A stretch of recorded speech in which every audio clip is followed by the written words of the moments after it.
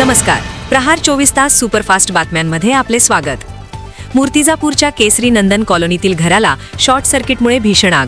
पाणीपुरी व्यावसायिक योगेश निंबाळकर यांचे 2 ते 3 लाखांचे नुकसान. जीवितहानी टळली.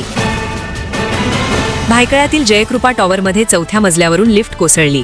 टेन्शन केबल तुटल्याचा अंदाज. 5 जण जखमी.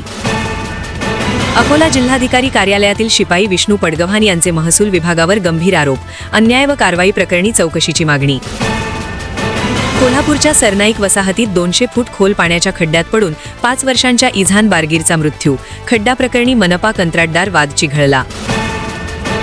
येवला शहरात बेकायदेशीर मॉडिफाईड सायलेन्सरमुळे कर्कश आवाज. विद्यार्थी, वृद्ध व रुग्णत्रस्त.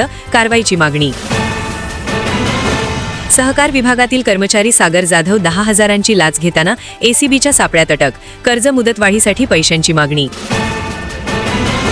सातपूरमध्ये लालबागचा राजा गणेश मंदिरातून दानपेटी चोरी. एकाच रात्री 3 ठिकाणी चोरीचे प्रकार. चोरटा सीसीटीव्हीत कैद.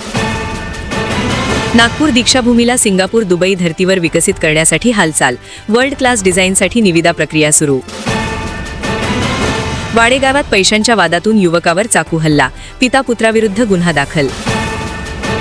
पैठणच्या निंबार्क इंग्लिश स्कूलमध्ये विद्यार्थ्यावर अमानुष मारहाण. प्रकार सीसीटीव्हीत कैद. ठाण्यात वृक्षतोडी विरोधात राष्ट्रवादीचे आंदोलन. वृक्षारोपण करत राज्य सरकारला इशारा.